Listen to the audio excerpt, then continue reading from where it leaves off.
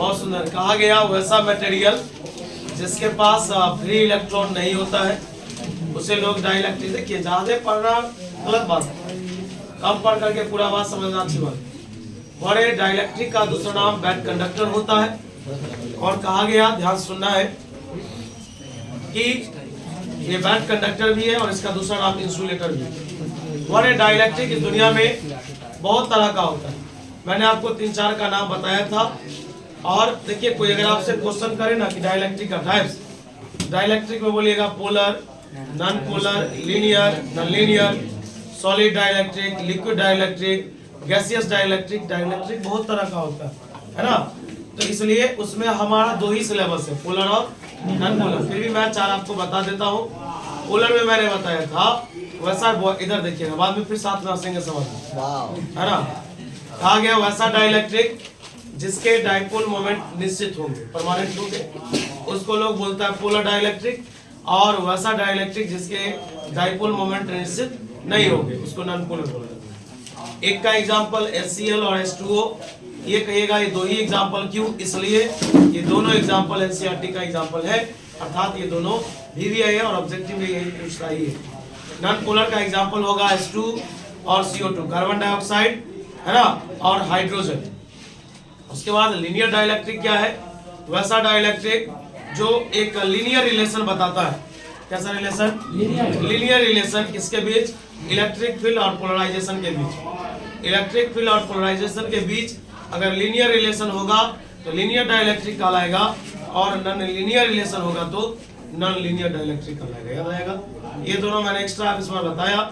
इसके बाद हम लोग एक टॉपिक पर चलेंगे जिसका नाम है dielectric strength and dielectric breakdown. Dielectric strength and dielectric, ये दोनों एक ही साथ पूछेगा एग्जाम में। कभी कभी एक साथ में ही पूछा है और कभी कभी अलग से ही पूछा है, तो दिक्कत। उसके बाद हम लोग आगे बढ़े। आज वैसे एक आध क्वेश्चन सभी पूछेंगे, कल ये लेसन खत्म कर देंगे, कल नहीं तो परसों छापिएगा नहीं।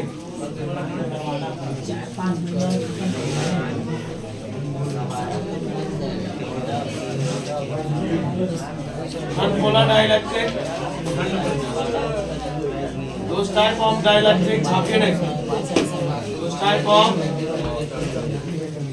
Dielectric having not permanent dipole moment,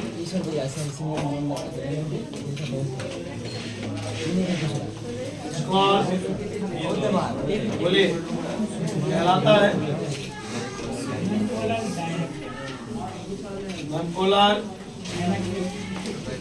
non-polar dielectric. Example H2 and CO2। तीसरा भला लिखिए लीनियर डाइलेक्ट्रिक।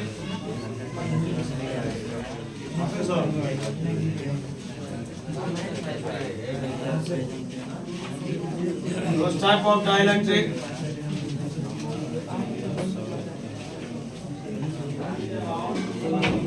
which derives, जो व्यक्त करता है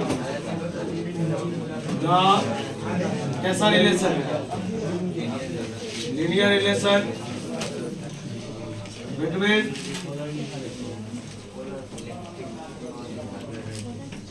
electric field and polarisation, it's called linear dielectric।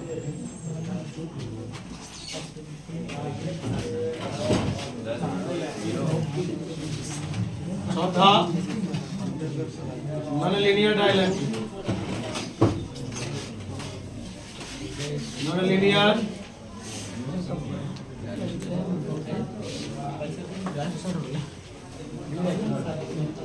those type of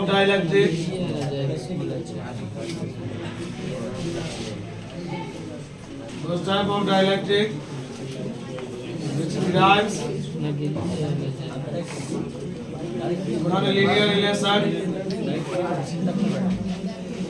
non-linear relation between electric field and polarisation called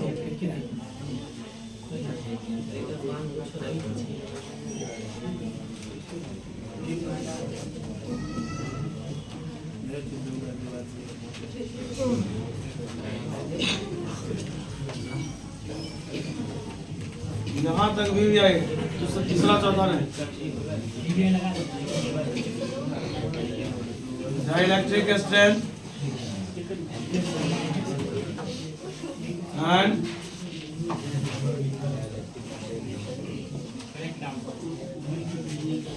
लेकिन उससे पहले एक काम करते हैं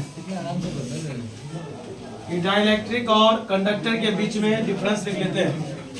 देखिए डाइलेक्ट्रिक का दूसरा नाम इंसुलेटर होता है और स्वाभाविक है कि कंडक्टर एक अलग चीज होता है ना। आइए ध्यान दीजिएगा, यहाँ पर एक क्वेश्चन लिख ही लेते हैं, वैसे एग्जाम में आ गया तो ठीक, नहीं आया उससे भी ठीक। राइट द डिफरेंस बिटवीन, पीछे बहुत हंसी मजाक कर रहे हैं बुआ। Right the difference between dielectric and conductor. Dielectric और कंडक्टर के बीच अंतर बताइए। देयर आर, बोलवा कर रहा है ना, हाँ माथा मोटा है उसका, बात जल्दी नहीं बुझता मैं। There are following difference, there are following difference between dielectric and conductor. देखेंगे फॉर, हम तो ऐसे ही डिफरेंस लिखाते हैं। पहले डाइलेक्ट्रिक के लिए लिखेंगे, पहला number, it has no free electron.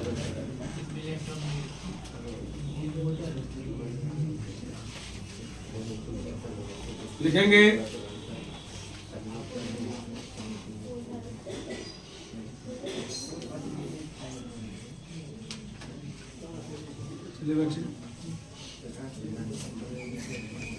the material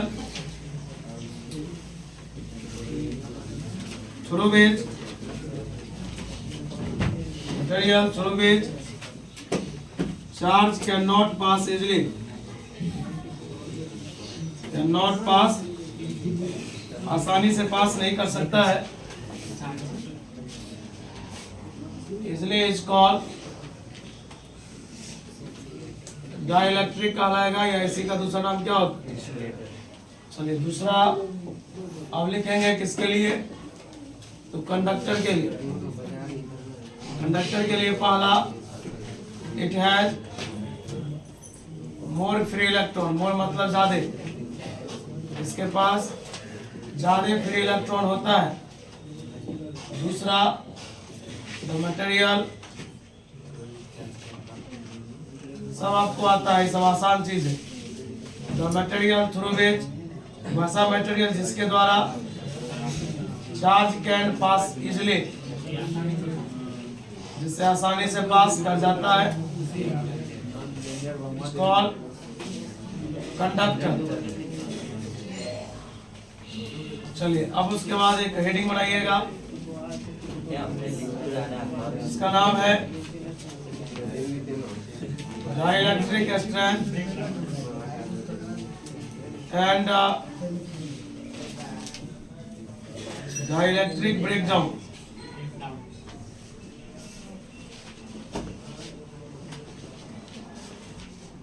dielectric strength and dielectric breakdown, सब छपिए, ध्यान दीजिएगा। डाइलेक्ट्रिक स्ट्रेंथ क्या होता है, डाइलेक्ट्रिक ब्रेकडाउन क्या होता है, बस दोनों एक ही से जुड़ा हुआ टॉपिक है।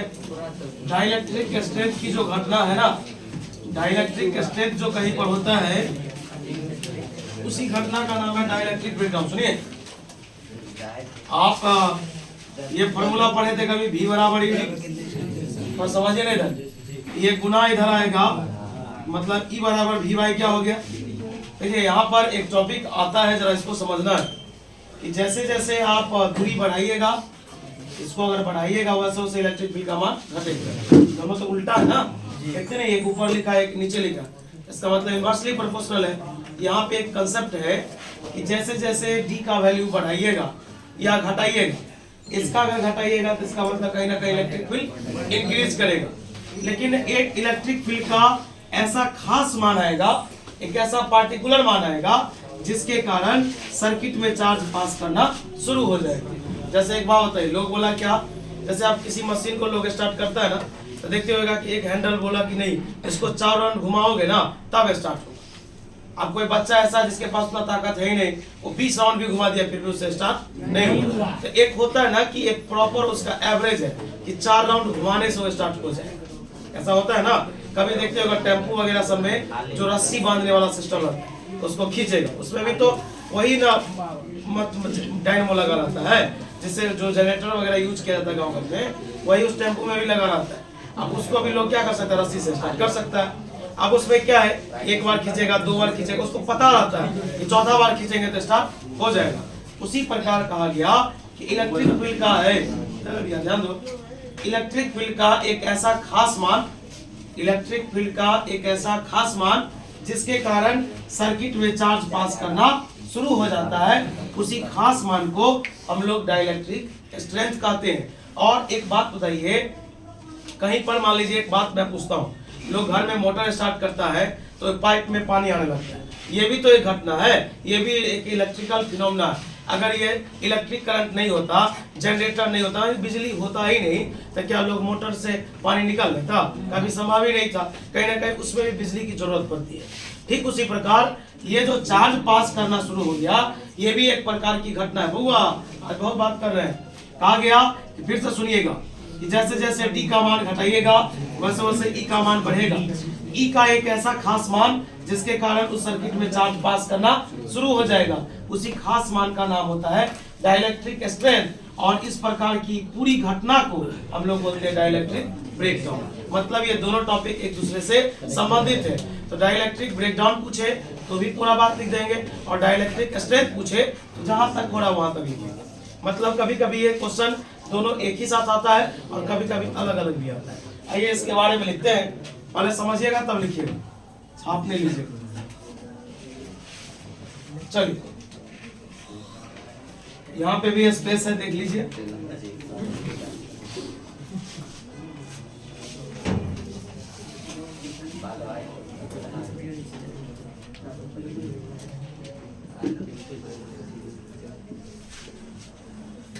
प्लेट के बीच की दूरी क्या दे दी है, प्लस ये माइनस इसका पोटेंशियल भी ध्यान दीजिएगा। चार्ज पास कर रहा है, यहाँ पर लिखेंगे, पहले समझिए। सेंस V बराबर क्या होता है, gate A implies that E बराबर फॉर्मूला आ गया V बाय, यहीं से कुछ लिखेंगे। एज मतलब जैसा कि होगा, एज मतलब जैसा कि, as the value of D is decrease, जैसा कि D का मान घटाया जाता है, देन द वैल्यू ऑफ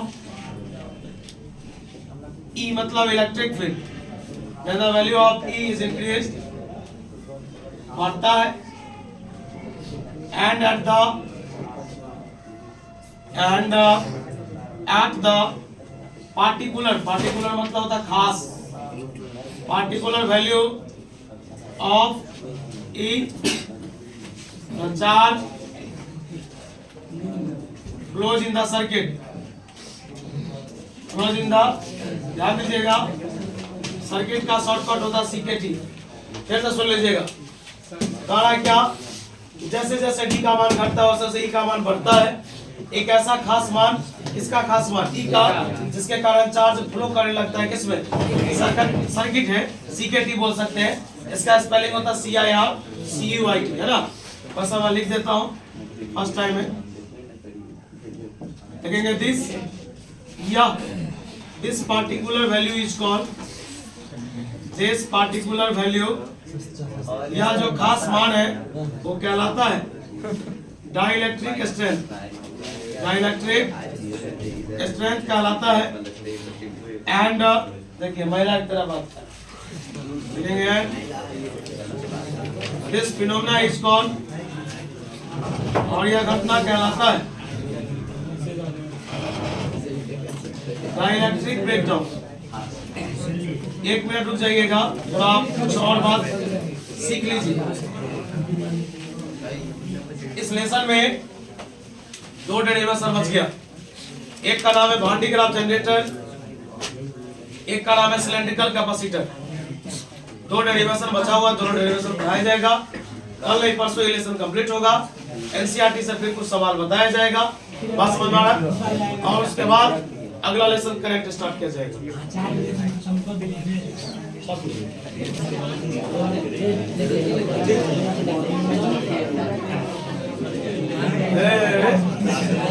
मतलब नहीं समझे हुआ। एक बार और बता दे आपको कि डाइलेक्ट्रिक में सुनिए एक मिनट। अरे आए आज कुछ ना कुछ तो पढ़ाई हुआ ना।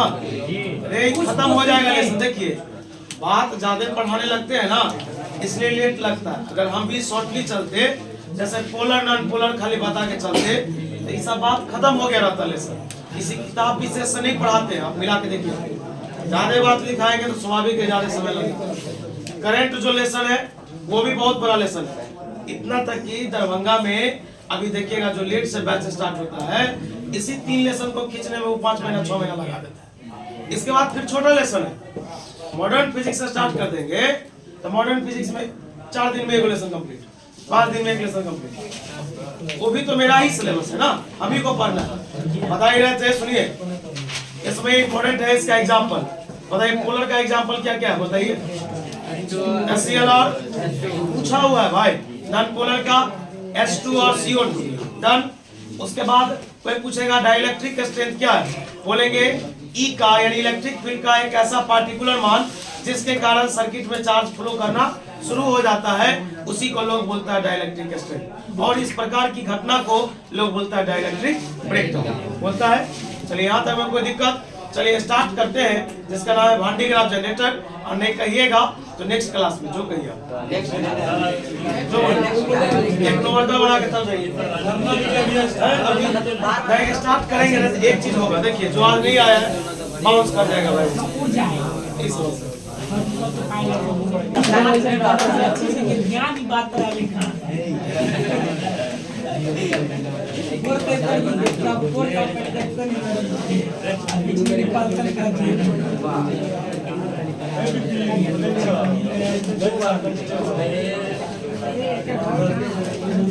एक बार वो सवाल पूछा हुआ बोर्ड में, ये नहीं जो आपका हम टाइम पास कर रहे हैं, टॉपिक नहीं पढ़ा के ये आपको याद है?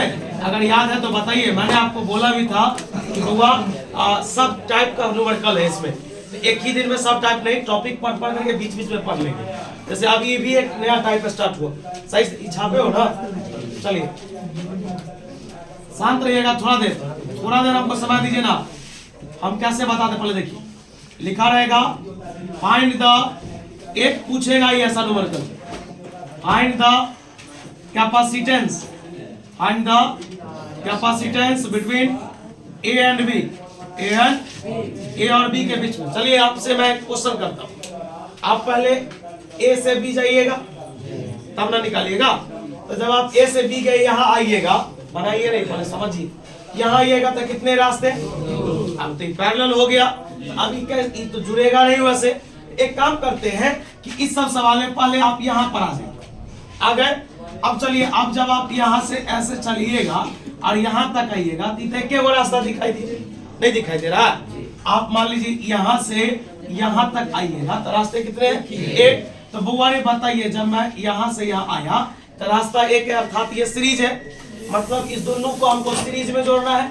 किस में जोड़ना है? सीरीज का फॉर्मूला दूगों के लिए होता है, C1 गुने C2 बटे C1 प्लस C2। बुआ सॉल्यूशन में जब आते कि आवाज नहीं कीजिए, एक सवाल अगर हम बना रहे हैं, आप अगर समझ गए तो दूसरा आप ही बना के दिखाइएगा। देखिए बोले ये दोनों सीरीज में है। पहले देखिए, बोलिए यहाँ पर A है और यहाँ पर बीच में पहले से 2 माइक्रोफैराड है, ये दोनों मिलेगा देखे वो ना बनेगा। तो बताइए दोनों को मिलाएंगे सही से देखिएगा। बताइए दो गो है, दो का फॉर्मूला होता है C1 गुने C2 बटे C1 प्लस 2 गुने 2 बटे 2 प्लस। अब इसका मान 2 3 5 कुछ और बनाएंगे वैसे। बता 2 2 ना 4 अब बटे 4 4 4 कट गया कितना 1 माइक्रोफैराड। अब आप बताइए आप कभी आवाज नहीं कीजिए, क्या कभी आप ये रेखा पढ़े हैं? इसको लोग पैरेलल बोलता है, समानांतर बोलता है। बताइए ये भी दोनों तक पैरेलल है, ये दोनों किसमें है? पैरेलल है। तो यहाँ पर लिखेंगे टोटल कैपेसिटेंस बराबर टोटल बता रहे बुआ सरफराज। पैरेलल के लिए फॉर्मूला होता है C1 प्लस। तो बता C1 का मान कितना 1 माइक्रोफैराड और C2 का मान 2 माइक्रोफैराड। 2 1 कितना क्या बना दीजिएगा, सवाल बनेगा। पहले बताइए ये दोनों किसमें था? सीरीज में। जोड़ लिए, जोड़ करके एगो बना। अब बताइए दोनों किसमें है? पैरेलल में। उसका भी फार्मूला बना लीजिएगा, माने छापिए। एक सवाल बना के दिखाइए। देखिए वांटी ग्राफ जनरेटर डेरिवेशन है 2011 में पूछा, उसके बाद भी पूछा। 13-14 साल हो गया नहीं आपका भी पूछते नहीं पढ़ाया जाएगा। नहीं पूछेगा नहीं, सब साल का VVI टॉपिक आता है। नहीं आता बोर्ड में कितना बात पूछे, सब तो VVI है।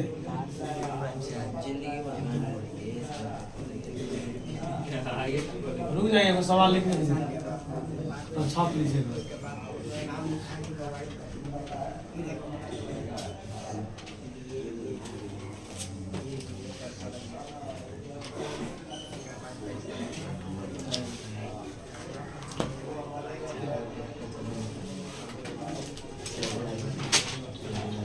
चलिए ट्राई कीजिए।